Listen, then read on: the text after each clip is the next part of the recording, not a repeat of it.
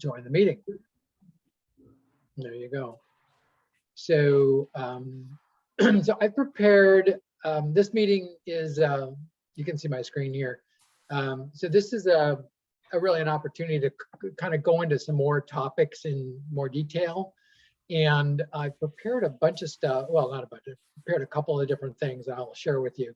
And we've had a couple of, we've got one debrief consultation with folks from Hennepin. And so some of this stuff is, will look familiar. There's a couple other twists on it that may be useful. But I thought it was a good session, and others may want to think about it, and you may want to contribute to the thinking about how that might be used. So essentially, let's just do a little check-in, where people are at.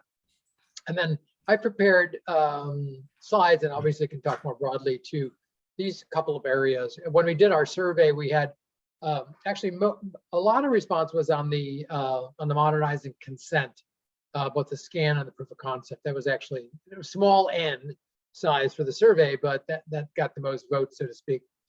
Obviously, the ITCC program and how that might apply to strategic planning. We've often heard a bunch of that in terms of how people can use that. I wanted to share, as I said, the consent work and also our plans for the proof of concept, which may be of interest to some folks. And then we have a little bit of opportunity on the National Interoperability Collaborative and Project Unify. It's a little more technical focused. And then for folks who are interested in sort of AI and NLP, we're doing some work separately on how that applies to child welfare. So I'm happy to talk about any or all of those. And as we get started, there may be other topics or questions that you guys want to talk about collaboratively. Actually, one of the outcomes that might be useful, and I'll just say it now in terms of how to, sustain some of this effort. Right now, our contract with Kresge, ends when we get done with the consultation. But I think we've heard and we know from experience that there's a lot of value in sort of cross-pollination, right?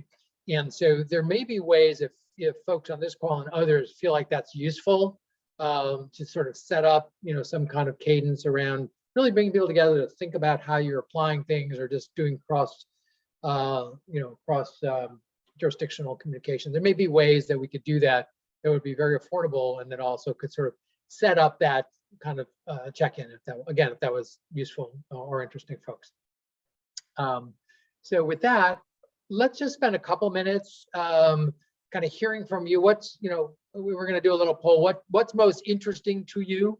If you want to, actually, one way to do that is maybe just in the chat itself.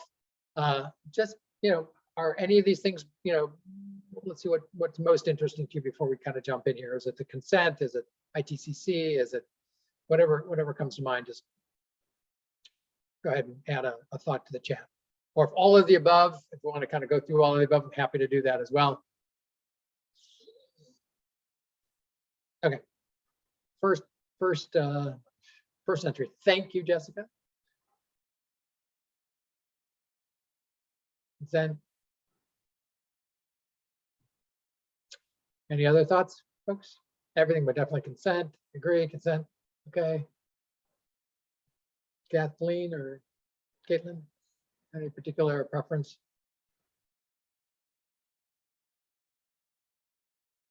Okay, seems like there's some energy for that as well. So, and a bit of smorgasbord as well. So we'll plan to spend some time on that, on those various pieces, and we can sort of adjust that as we go forward. Just very briefly, just a minute or so, if you've got so any ahas or anything that's come out of that training, and the work we've done, where it sits on your roadmap now. Any quick thoughts about, hey, we're moving this forward, or that was great, we're going to put it on on the roadmap for later. I know Hennepin's trying to do some implementation on the baseline readiness assessment, but just other thoughts, just to open it up for a couple minutes here. Feel free.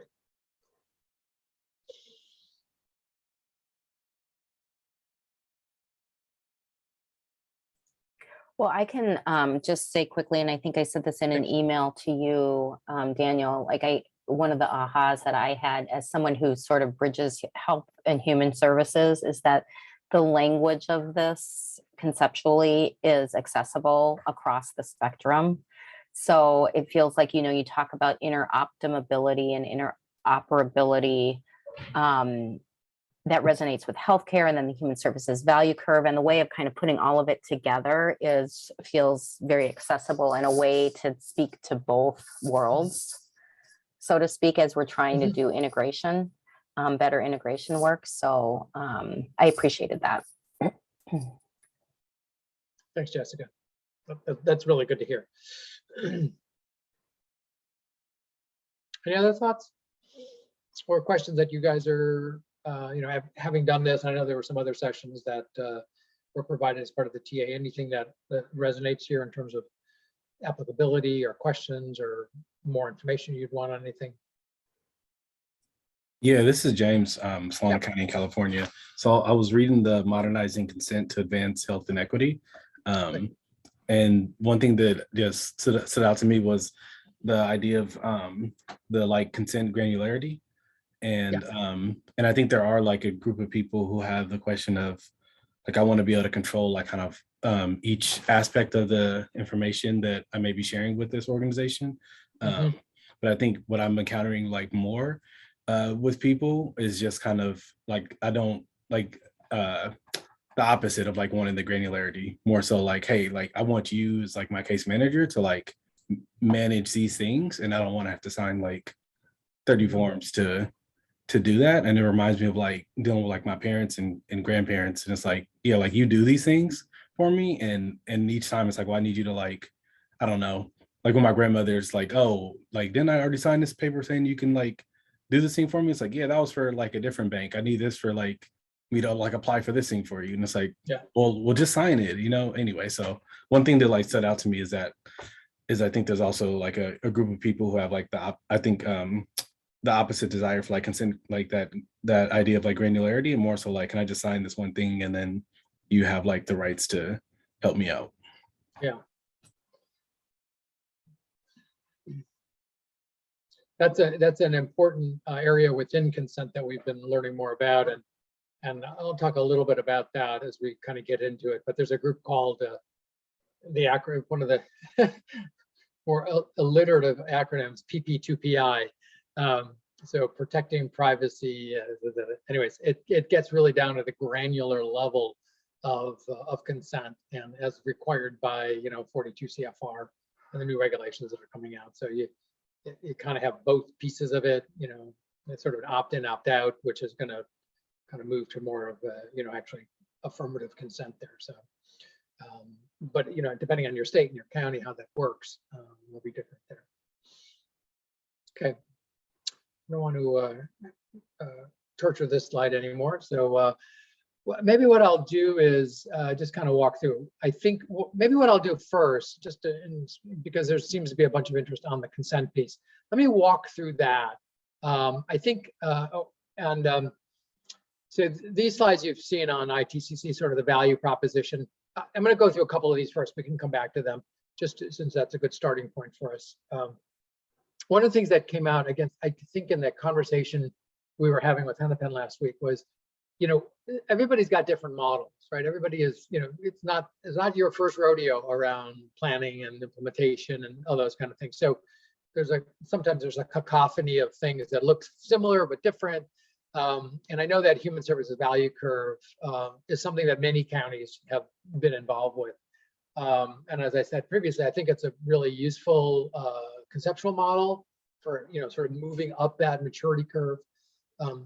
But I think what I found in the feedback I've heard is that how do you move from that into implementation? And I think that the way to think about ITCC is a way to move those human service value curve concepts towards the generative state. And in fact, interoptimability is, in my mind, the operational plan, the sort of the methodology to say, okay, how do we get from whether or not we're in a regulative state now or whatever it might be to that more generative state? And I think it sets out a kind of a very specific way and tools and templates and ideas of how to do that. And I think that's helpful sometimes to translate, because people are, it's okay, we've got a model, right? How does this apply to, how does this help the model we've got? And so I think there's a lot of parallels over, between those two. If counties bought into that or likes that, and I'm interested in thinking about how this could help implement towards that common goal of really being able to do interoperability across different domains and segments. Does it make sense? I know that might be something that clicks for you in some ways. Some of these tools and models you've seen, I know that UMA was, we actually developed this when we worked with UMA in Montgomery County years ago. Again, that idea of framework, the idea of sort of language, I think is super important, and framing the conversation around whether or not it's, policy, structure, practice kinds of things. What, the speed of change, what we're kind of accomplishing is, again, another framing for that larger conversation. And as Jessica said, how do you have that conversation between health and human services, behavioral health, justice, education? Everybody, I think, can see themselves in that. Our change drivers, which you're familiar with, and then, of course, the maturity matrix, which is really a good way of doing that. I didn't share with you the quantitative piece. This is one piece I wanted to share with you. So as I mentioned in the past, this assessment can be done really with professional judgment or subjective or objective, sort of thinking about how well are we doing against each of the drivers, right? You can use the rubric, the 5-level rubric, to get more precise so everyone's on the same page, which is helpful for checking assumptions. But then what we had done, I know I alluded to this, but one of the things we had done, and this we actually did in a number of places, including this is actually from the Administration for Children and Families from a while ago when we did this, and they did it across the whole organization. And we had, depending on who we spoke with a couple hundred different people in the organization, and there was between 130 and 190 questions, sort of segmented across each of the drivers, and they would assess. They have a quantitative assessment of 5-level Likert scale. So that gave you sort of a quantitative baseline. This is one of the sort of top level reports out of, okay, how are we doing between the staff and the leadership on these drivers. Our assumption when you look at this is that organizations ought to be at closer to or around the 4, in terms of capabilities. So obviously there's a lot of work to do there, but it's a visual of saying, okay, this is where we're at. These are the areas, are we consistent or not between our different staffing groups? So that survey is available. It takes preparation to sort of prepare it, to actually administer it and then tabulate the results. But that is the quantitative part of this work that, especially if you're going forward for, a significant change management initiative, you're talking about, preparing for a redesign of the case management system or implementation of a new CWIS system, or, who knows, cross-domain kind of things. The investment in this, can be justified, in my mind, can be justified based on actually having a baseline. Do we know if we've changed or moved the dial in a meaningful way? So I wanted to share that with you because I don't think we shared that in the last one. Just another way of also reporting this stuff out was in the more thorough, in the more sort of in-depth one that includes the quantitative and the qualitative. We did a bunch of interviews, right? So you can get verbatim interviews, questions on the actual verbatim responses to interview questions, and you can match those up to the actual quantitative scores, and that can be both insightful for reprising what people think about the particular topic and then how they actually scored it. So again, this goes into part of the assessment. And it's interesting, I suspect that I'm going to share this with ACF. Many of these things will still be totally resonant with them. I'm not sure how much progress they've made, hopefully more. So here's another piece that, again, I've mentioned a couple of times. I don't think we showed it to everybody. There's a strategic planning process that we've developed and we've used in many places now that takes ITCC as part of that analysis. And the reason I show this to you, because some of the feedback we've gotten over the last year or so of sharing this has been very positive towards using this for planning purposes. And a number of counties and other organizations have said, oh, we just completed our strategic planning process, or we're right in the middle of it, or hey, we're thinking about it. And this might be a useful model. as probably many of you know, you can really complicate strategic planning in a lot of ways. And I think this is a way that sort of makes it understandable for everybody in the organization, what it is we're doing, and what the steps in that process might be. So I offer that up. We didn't go into great depth on that, but this is when the program goes, sort of substantially towards actual planning and execution of that. So I have a couple of examples here, but I think what I'll do, given again the time, I can come back to these unless people want to sort of dive into any more pieces of these. I have some examples from Connecticut, strategic planning, ACF, the two Montgomery counties as well. And I'm happy to share this with folks who haven't seen this yet at all, but really pulling out of here some of the examples. And I'll just focus, contradict myself, on the Connecticut strategic plan process. You can see on the right side here sort of the process we went through with the organization, with sort of defining vision, mission, values, goals, and objectives at the senior level, and then driving those down through the organization in very concrete ways that resulted in an overall strategic visual map when pulls all this stuff together, and then a very sort of logical, sort of linear, rational, like, okay, here are the department's 3 major goals for the year. There are specific objectives for each of those, and then down here, each of the divisions would then tailor their particular program to the objective and goal. So you can have a very clearly defined way of doing that. And then there's sort of actually now, how do you drive that actually down to what do you do? Who's going to do what by when? And then be able to track that. So there's a whole set of templates and approaches for planning. And again, this could be organization-wide. This is also useful for application across within a particular program or even a particular project.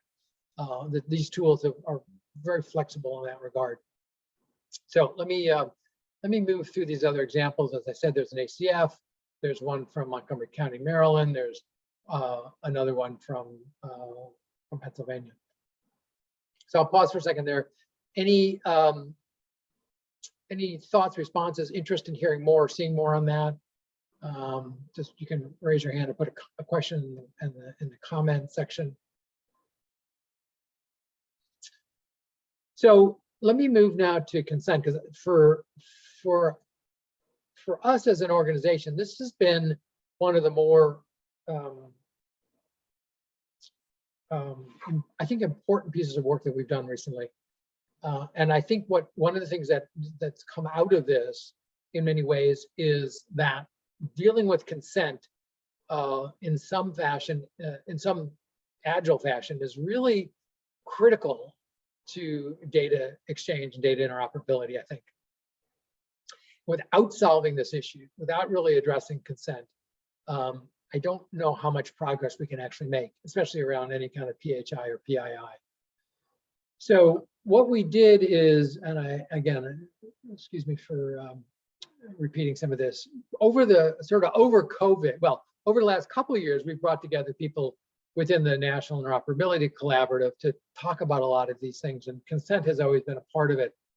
In 2020 and 2021, we led a national process, which we call the National Action Agenda to Advance Upstream Social Determinants and Equity, and to actually identify actionable recommendations. What was going to happen post-COVID? And this group of a couple of hundred people met for 6-8 months, and we distilled down the ideas. And there were 6 recommendations, but the one that really jumped out was, and this is very broad scale, was how do you improve informed consent in that process? Because everybody is struggling with that and has always been sort of managing that, from sort of handheld sort of databases, Excel databases, to more sophisticated approaches. But it's not something that's been, I don't think it's been solved, and we didn't find any places. So the first place we started was to actually produce this consent scan, including sort of promising practices. And what we're involved with right now, and I'll say a little bit about that, has to do with actually implementing some proof of concepts. How do you actually create a utility that can be useful not only for the jurisdiction that's involved, but more broadly, and to drive that a little bit farther. And the report here, the report is available. You've probably all seen it, or if not, there's a link to it here, and you can get to it from the SOCI site. So again, we worked with a pretty diverse group of people to research and summarize the current consent practices. We sought input from a community review process in the Bronx to really get a perspective on people with lived experiences. I really identified the emerging and promising practices, things that could be scaled. And that hadn't been done in about 8 years. We looked very extensively and really didn't find any particular documentation. And then identified not only the laws and policies and regulations, but other areas within governance and legal and technology that were important to this whole process. And then there's a whole compendium of resources that we reviewed from the Office of National Coordinator and other both federal and academic journals that may be of use to you in that report at the very end, if you're on the consent journey. What was great about this was, first of all, we got some support from Robert Johnson, and we know this is important to them.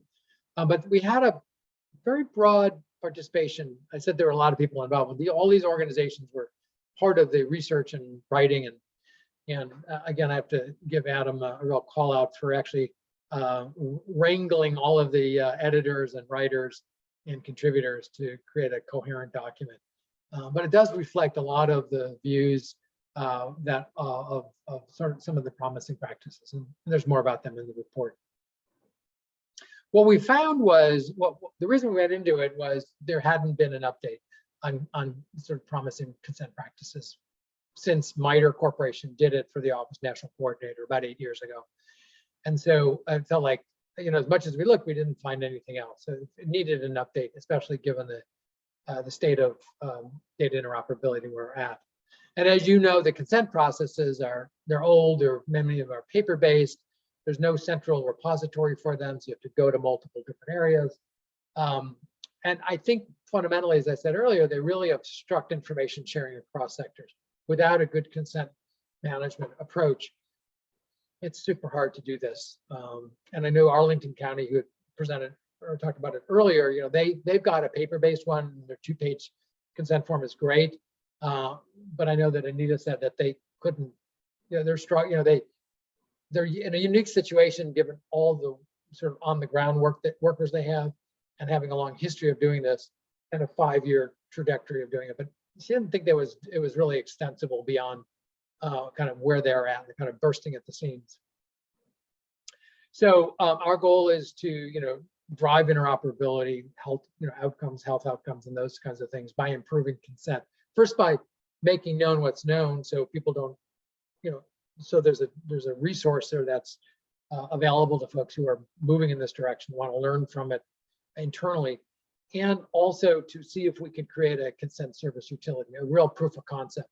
And we're in the midst of getting very close to implementing that, and that might be an area again where some of you would want to participate or learn from, or sort of be consultative to that process as it takes off.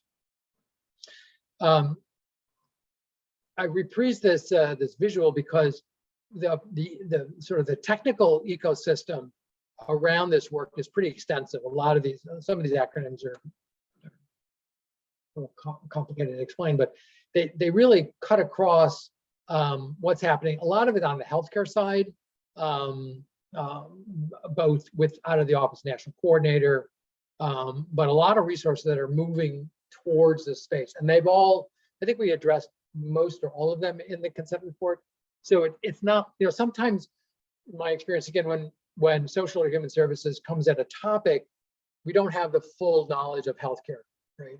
And because healthcare is so dominant, they sometimes don't feel like we're sort of knowledgeable what they're doing. And I think that recognizing the sort of the disequilibrium, understanding where they're at is helpful on the social and human services side to be able to adapt.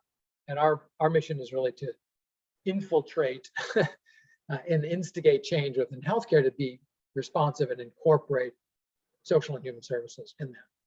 So there's a bunch about each of these folks in the report as well, and their contribution to it. The report itself, when we looked at promising practices, one of the things we sort of divided it into these 5 groupings. So as when you go through it, if you're interested, we talk about these 5 areas. One is community information exchanges, like 2-on-1s, those kinds of things. Health information exchanges, regional health information exchanges, HIEs that are set up across the country. That's a great source, and it's a great partner to have in this consent work. So our work, and hopefully one of our implementation sites, which is in the Bronx, New York, has a very functional health information exchange. They've got all the data. They have the pipes for it. They've got the the security around it. They just need the consent piece in order to enable them to do that. And I'm sure that there are other situations in different parts of the country, particularly in California, that has a whole bunch of different HIEs. And I know there's efforts to try to consolidate those in some ways. That's a great place to be looking at it. And we've looked closely at that. Community referral services, the Unitas and the NowPows and the AdBirth, another area around consent, although they don't really reach all the way out to the actual customer person or guardian level. They're just within authorizing consent for referral purposes, at least at this point. Industry and government initiatives, as I said, those are some of the Office of National Coordinator, some of the LEAP grants, some of the innovations around that. And then, of course, the electronic health record within the medical establishment, and how those are set up to do consent and how they can be integrated into a sort of an interoperability approach. These are some of the highlights. I don't think we'll necessarily go through those now.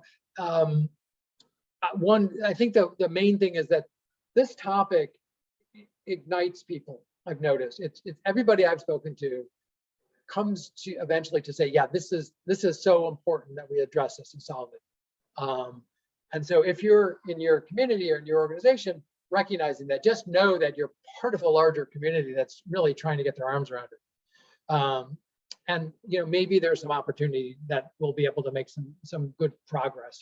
And I'll share with you a couple of reasons why I think that's possible. Here are just some of the primary learnings. It goes into much greater detail than these, but we want to just have a couple of that are obvious to you.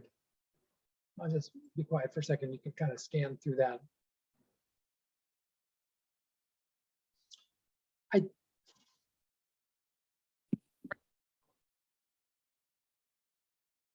I think one of the things, the 4th bullet point down, I think is one of the more important observations, which is there might be consents in different places, right?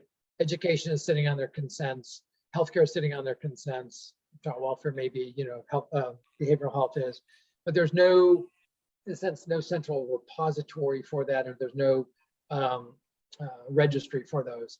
And one of the ideas would be, is there a trusted agent authority within a community that sort of arbitrates the access to those consents? We're not talking about the actual data sharing. That stays within the HIE or within your case, whatever that system of record is. It's how do you arbitrate the even knowing whether or not there's a consent, right?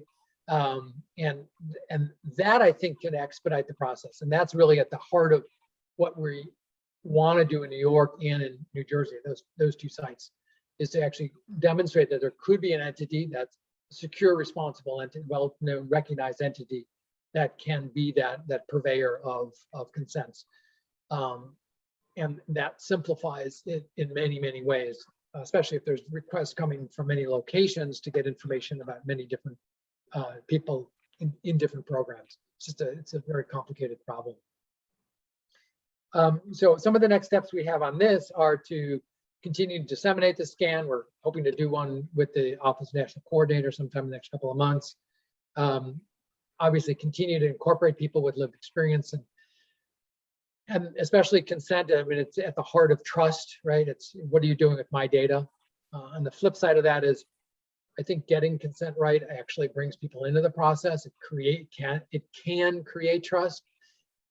And I think there's a lot to learn about how do we do that, and how do we do that in a way that resonates culturally with the communities we're working with.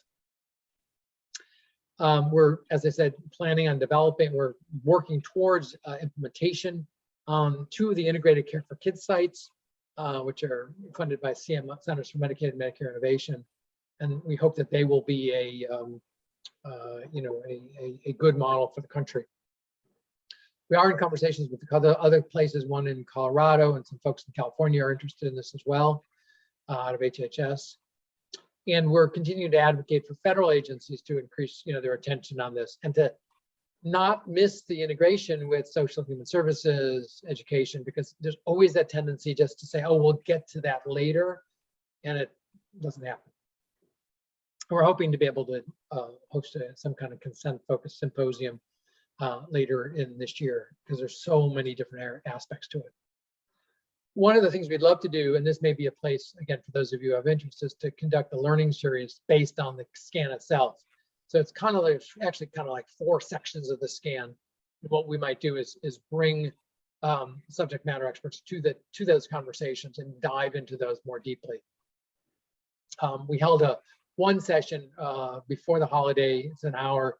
There are about 5 or 6 presenters on there that kind of review pretty top line what that is. So that is an area that is, again, top of mind for us, where we're headed. We think that it's really important for the work everyone's doing around data interoperability. So let me pause for a moment before we go further, get any responses, questions, thoughts. Does this resonate with you? Is it an area that you guys are, sort of thinking about, have solved already, or want to be solving, thinking about that way?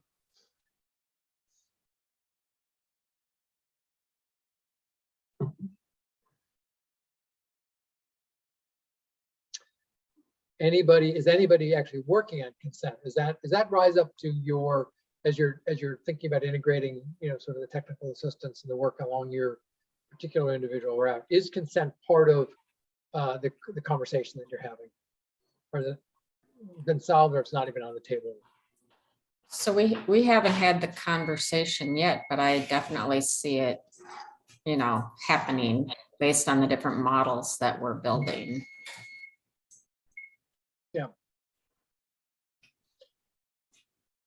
I would just add to that, this is Jessica. I mean, I think it's probably, as you've alluded to, a critical component of all of this. Like, we won't be able to move forward with our overarching goals if we don't tackle this piece, is my view.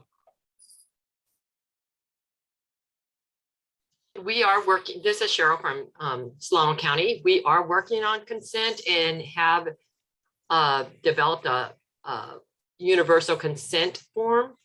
It still needs tweaking and going through legal review, but we are working on it. Right. Is that automated in any way, or is it more sort of? It's not automated yet, no. Okay.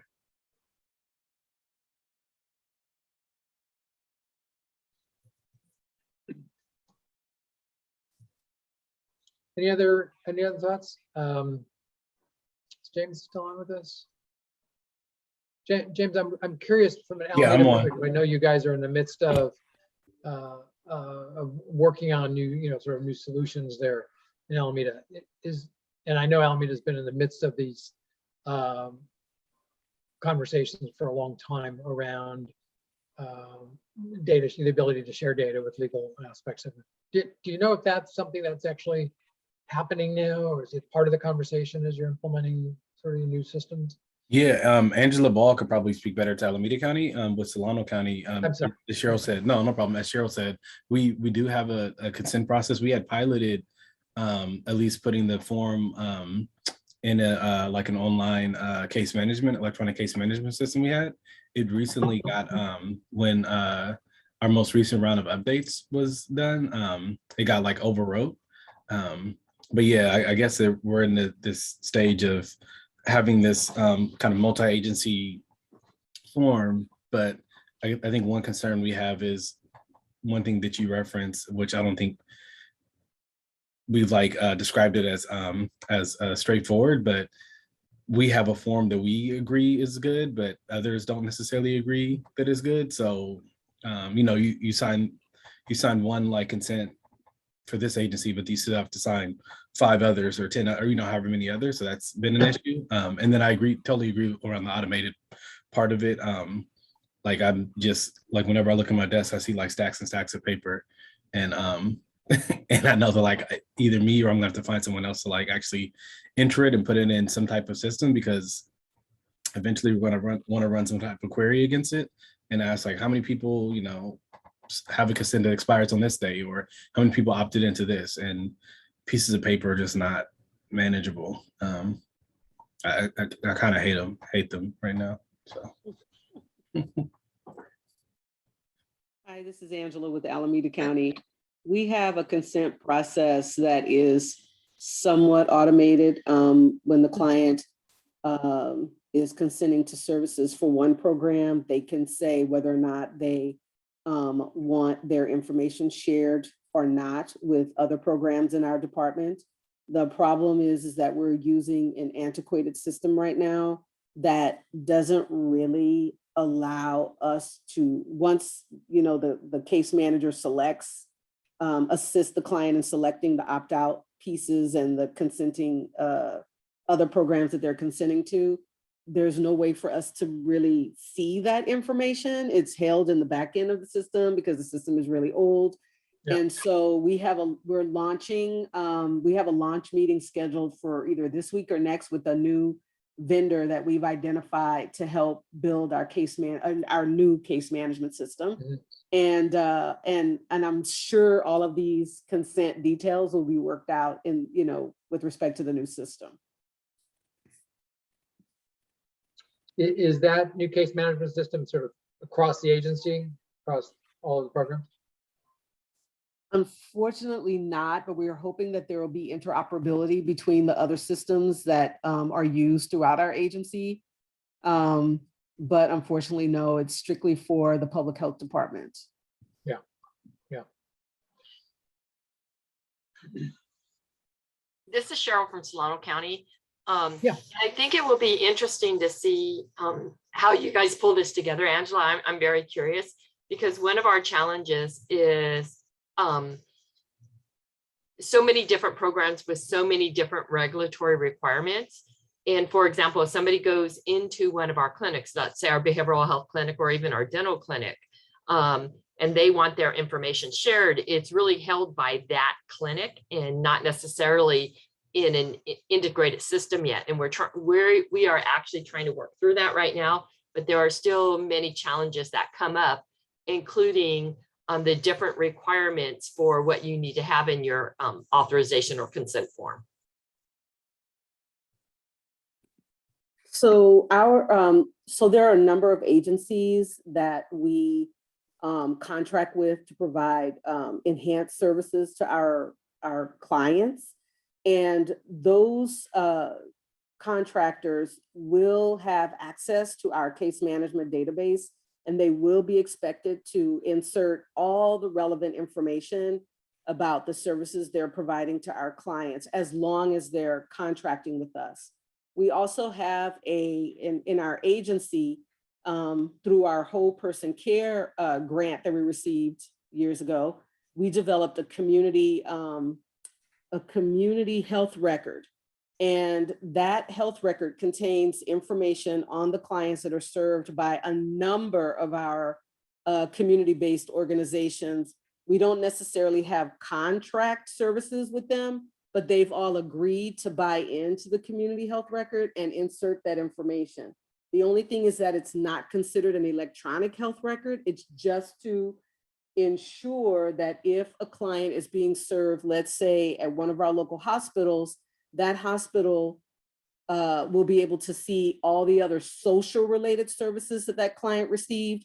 And we're hoping to build that into our case management database throughout the public health department, which will extend to our healthcare services agency. Okay, but you're talking specific of healthcare department and not necessarily social services. Are you guys a super agency? No, we're not. Okay. We're not. So anything that goes into our social services system stays in the social services system. But if our staff in public health or in behavioral health or assisting, community residents with whatever issue they're dealing with, they will then be inserting or inputting that information into the system. And if they're assisting the clients with social needs, that information will go in there. So if they're referred to, social services for food stamps or any other type of need, that information, at least about where they were referred, will go in there. Now, what happens once they access those services won't get input into the system, unfortunately. Okay, thank you for that. Yeah, one other question. Did you make adjustments to your notice of privacy practices? That about like consenting About the sharing of the information into this and maybe no, okay. I don't think, we upgraded our notice of privacy practices in 2019, just before COVID. And the community health record, I don't think we included it, but we are going to be updating our notice of privacy practices once we get this new case management database off the ground. Okay, great. I would like to get more information, so I may reach out to you offline. Okay, great.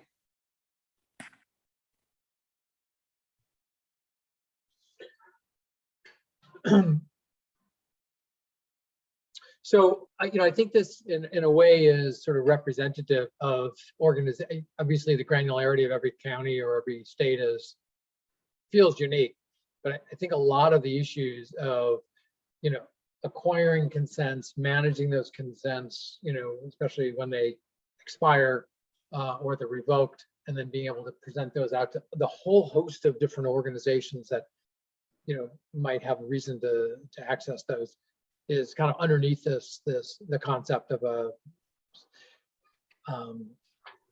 a consent utility. And again, what I didn't say is the front end of that would look to be designed so whether it's a HIPAA, FERPA, 42 CFR, or state code would have a commonality, a common look across it. The back end of that would be designed to be able to kind of like a rules engine of sorts, with the policy and regulatory pieces in that. So the state, depending on obviously the state laws, could be fitted into that, but you don't need to design the whole engine, right? You don't need to design the whole thing. You need to configure. Ideally, you'd be able to configure it and then be able to just make it available across the jurisdiction. And so that's the idea of it, so that everybody doesn't have to create it. You're spending time on actually filling, those areas that you want to use, and that the front end of that is designed for, understandable, truly informed consent. And so stay tuned for that. We're again hopeful that we're going to be able to kick this off pretty shortly in 2022. A couple of sites. If you have interest in sort of learning, participating in some sort of more or less fashion, just let me know, and we'll keep you linked into this as we go forward there. So thanks for that. Hopefully that will be of use to you. You should have the link you've probably seen it already. If not, we can put it into the chat for the report if you're interested in that. What I thought I would do just briefly, if this is helpful, unless anyone's got questions or particular areas that they want to ask about, it's just been I think we have about a little less than 10 minutes left. Just remind people of two areas. One is the National Interoperability Collaborative, because I think that is going forward. Thanks, Jessica. That's an area that I think I've spoken about, but it may represent for you or folks in your organization a group to participate in. And this is something we were able to put together about 4 years ago with support from Kresge to create that sort of the digital watering hole. And as I said, I've spoken about this in the past, and it really is a community of networks around, folks thinking about cross-sector efforts across human services, public health, education, public safety. And within that context, we spent some time really diving into how other sectors are thinking about interoperability. And it's a little dated now in terms of the work we did for HIMSS here, but this report really looks at the individual and the commonalities around interoperability. And I mention that because there's been several years of effort that have gone into creating this hub. And there's a lot of materials. We probably held somewhere around 60 or 70 webinars over the last couple of years on individual topic areas. A few, they may be of interest to you. They're on the YouTube site and they're also on the NIC site. They're available. And one of the things that came out of that is this idea of what's called Project Unify.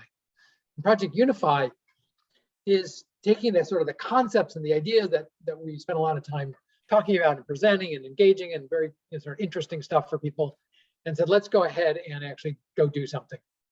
And so we have been really assembling folks, a smaller group of folks, to focus on creating guidance, really, and particularly for the integrated care for kids sites, because those are the most tangible implementation. So we've developed a lot of different materials around whether or not it's identity management or standards or technologies or all the various different kinds of things, with the idea again of providing guidance for jurisdictions who don't want to start from scratch but can learn from others about different options, whether or not they're open source or proprietary standards, as a way to get a jump start on it. That work in Project Unify really led to consent. And so there's a subset of that group that has been focused on consent. So you have representatives from, again, a lot of these partners and others who are engaged in this group. It's a wide open group for, again, you or other folks in your group that want to connect into a technical group. They tend to be more technical oriented. In fact, we've got a meeting this afternoon at 4 o'clock, which is a little broader. It's about it's kind of a systems perspective on using some examples within healthcare, but how do you think from a systems perspective, like we talked about in ITCC? And it's a fascinating example of how to think about things a little bit differently. And so that, like, as I said, virtually every Wednesday we hold these calls for about an hour and a half. If you're interested, we can easily sign you up and you can participate in those, or others from your organization. We developed just one other piece I think I've talked to you about, because this is focused on integrated care for kids, and their goal was to connect Medicaid, foster care, education, supports, and housing. The use cases are quite robust. And one of the things we did is we developed a very robust sort of deep end family case that would be reflective of all of the various, or as many of the various parts of the goal. And this family, the Thompson family, sort of represents mom, the grandmother, the children, estranged father, and it goes into some detail, and which is useful for thinking about creating actual solutions, the scenario, the various personas here, these 5 personas, and then the various different aspects of what they're involved with, whether or not it's IEPs, if it's homelessness, if it's medical conditions, and it's a very robust way of being able to work within your organization. We share the Garcia family with you. This is a little more robust than that. So how would we think about, and this is just an example of working with the Thompson family and the mom, her various issues, incredibly complex. So we would use this again as a guide for brainstorming, thinking about what do we know about them, what are the intergenerational impacts, what are the other aspects that you'd want to think about, other adversities. And so it becomes a good tool for really diving deeply into use cases, creating use cases for which the tech folks can really spend some time building out solutions. So again, available. It's on all this stuff is on the NIC site. The use cases are there's actually 3 different demos on actually showing how data can be moved between housing and courts and child welfare and case management systems. So there's actual examples, and that's part of the work of Unify, is creating those demos showing those, learning about those, and then documenting those. A useful place. And there's, as you've seen, the hub there. In just a minute remaining, I just want to share folks who are on the child welfare side. One of the other things I'm involved with is a new company that, not so new, but does applies natural language processing to child welfare, in particular in case notes. And the whole purpose of this thing is to really get at case notes, to understand what's being written, and then to display that in a way that are searchable for anybody who's in the case, anybody who's touched the case, any areas of, sort of strengths, anything that you might find in a case is now accessible through, in many ways, a very intuitive interface that allows you to see what's happening in the case, and then to be able to literally at a click of a button drive all the way down to the actual individual case note and how the system's been trained to understand the language, so that on the case notebook you can see things like social relationships, summary and timeline, longitudinal risk of protective factors, and all the social determinants show up. Anybody who's ever touched the case it shows up, and it sits on top of your case management system or your SACWA system. And on an oversight dashboard, there are a variety of things dealing with quality improvement, really understanding the case itself, whether or not their information is being put in. Is it being put in accurately? Is it just being cut and pasted in there?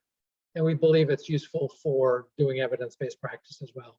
So you can see down in an individual case and see if the actual fidelity to the case management model or the evidence-based practice is happening.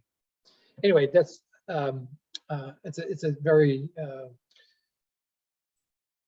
intuitive and very exciting way to really work with the narrative notes, either in a behavioral health node or in a adult or a child welfare environment. And that's really the what I prepared today. We're close to the hour here. Hope some of this was useful to you, at least spurring your ideas or questions or ways that you might want to implement it. And sort of before we sort of sign off here, obviously open to questions that you might have. And of course, you know where to find us if you want to talk more about any of this work or be involved with it. I see a couple people want to be involved with the consent work, and we'll keep that open. I think one of the things to do, again, if you haven't, to sign up for the NIC program, because we, as long as you're on our mailing list, we'll be sending stuff out and you won't miss it. And we'll add everybody, if we haven't already, we'll add everyone to the mailing list there. With that, I want to thank everybody. It's been really a wonderful privilege, and one of my hopes is that you know, the work that's going on in these your five counties can continue. And then I don't know if there's any mechanisms for continuing the dialogue or the sharing going forward. But again, we'd be certainly interested in that in some very tangible ways, if it was useful to you guys.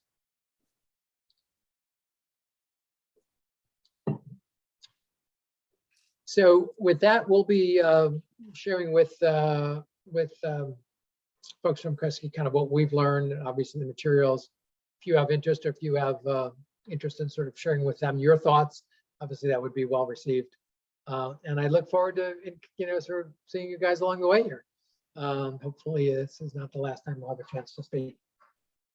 And you know where to find us, always available for consultation and discussion. So again, thanks everybody. Have a great rest of the day. Stay warm, and we'll talk to you soon. And we'll make this this available for folks if you want to hear, if you want other people in your organization to hear about it, the actual session itself. Thank you. Thank All right, you. everyone. Bye. Thank you. You're well. Thank you.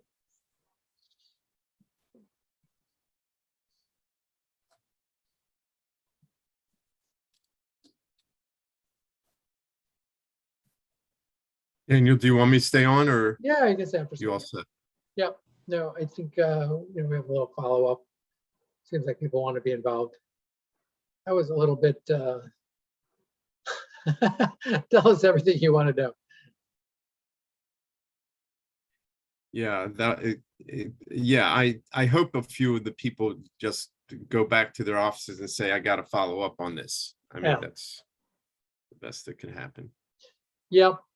I know that, Hennepin is the one that is most likely to be doing something going forward, but Okay, we'll see. cool.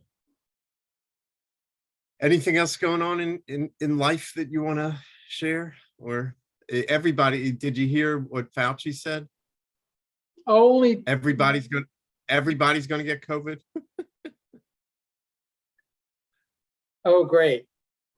Good times, but your odds of anything serious happening are only or primarily if you're not vaxxed, which I guess we all know. And we hope it's like a cold. That's all.